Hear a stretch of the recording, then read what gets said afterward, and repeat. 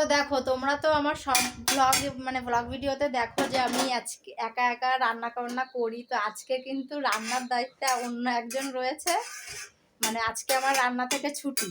আর যে রান্নার দায়িত্বে রয়েছে সে কিন্তু রেকর্ড করার, মানে আমি না, শুধু আবার অনেকেই বলে যে তেনার হাতের রান্না অসাধারণ। তো এই যে এটা হচ্ছে আমার মা, এই যে। তো আজকে মা রান্নার দায়িত্বে, মানে আমি তো তোমাদেরকে বলি যে মা ব্যবসার কাজে মালটাল ভরার জন্য থাকে, তোমরা তো জানোই যে সেই জন্য রান্নার কাজে আসতে পারে না, মানে রান্না করতে। তো আমি করি। তো আজকে যেহেতু মাল ভরা নেই, তো ওই জন্য মা বললো যে আমার তুমি একটু গুছিয়ে দাও, আমি রান্না করছি।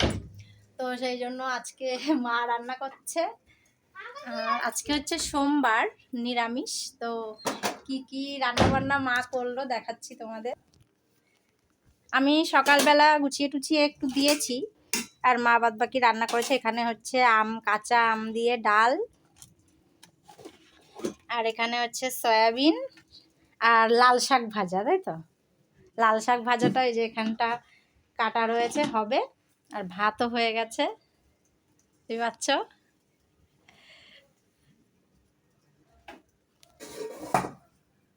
তো রান্নার দায়িত্বে তো আজকে মা, আর আমি ওইদিকে কাজবাজ করছি, মানে যেহেতু আজকে কাজ রয়েছে, মেশিনের কাজ, মাল দিয়েছে কালকে, তো ওই জন্য আমি মাল করছি।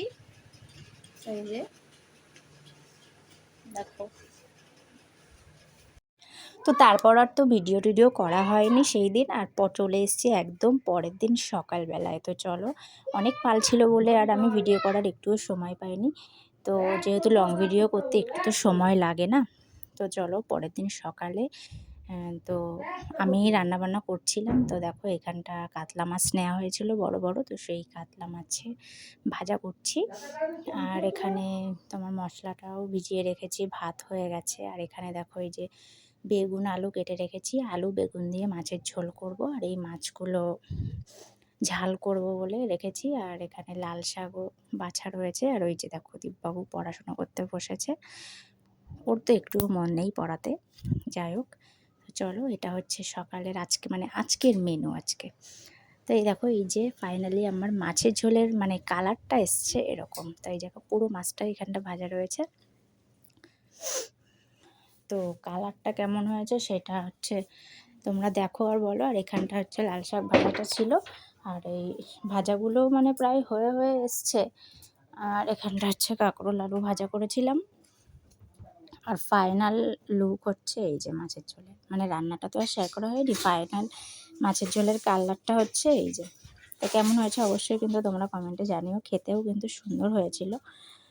তো চলো, আর এখানে যে ভাত টাত রেখেছি বেড়ে।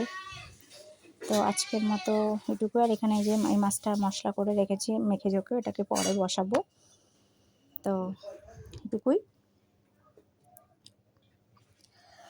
আর একদম তারপর চলে এসেছি একদম ডাইরেক্ট একদম মানে সন্ধ্যাবেলাতে, মানে তা দেখো মানে কি বলবো তোমাদেরকে, একটা জিনিস শেয়ার করি। মানে আমি তো আমার মনে কাজ করছি, কাজ করতে করতে করতে করতে আমার 4-5টা মালের আমি গলার পটি লাগিয়ে পরে দেখছি যে আমি সেই মালের পটি লাগিয়েছি, অথচ ববিনের সুতো শেষ হয়ে গেছে, আমার খেয়াল নেই। এদিকে একটাও সেলাই পড়েনি। মানে মাথাটা কার গরম হয় তোমরাই বলো। মানে এতটা রাগ হচ্ছিল কি বলবো। এই দেখো এই যে মালের পটিটা, এই যে গলাটা করছিলাম, আর তারপর থেকে এই যে 4 পিস মালের একদমই পুরো লাগানো হয়নি, আর আমি তারপর খেয়াল করছি। তো মাথাটা যে আমার এত গরম হয়ে যাচ্ছিল, মানে এরকমটা হলে যে কি হয় ভগবান জানে। তো চলো এখন সেগুলোকে আবার আমার ঠিক করতে হবে।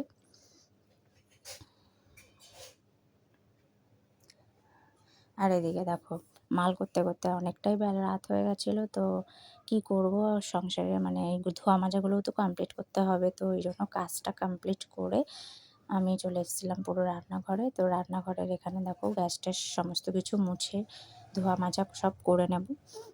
তো সারাদিন মানে মাল থাকলে সংসার সামলানো, মাল ভিডিও করে সমস্ত জিনিস নিয়েই আমার সারা দিনটা এভাবেই মানে তাড়াহুড়ো করে কেটে যায়। তো চলো, মেয়েদের জীবনটাই এরকম। তা ভিডিওটা এই অবধি, ভালো লাগলে অবশ্যই লাইক কমেন্ট আর একটা ফলো করো। আবার দেখা হবে নেক্সট ভিডিওতে। ভালো থেকো।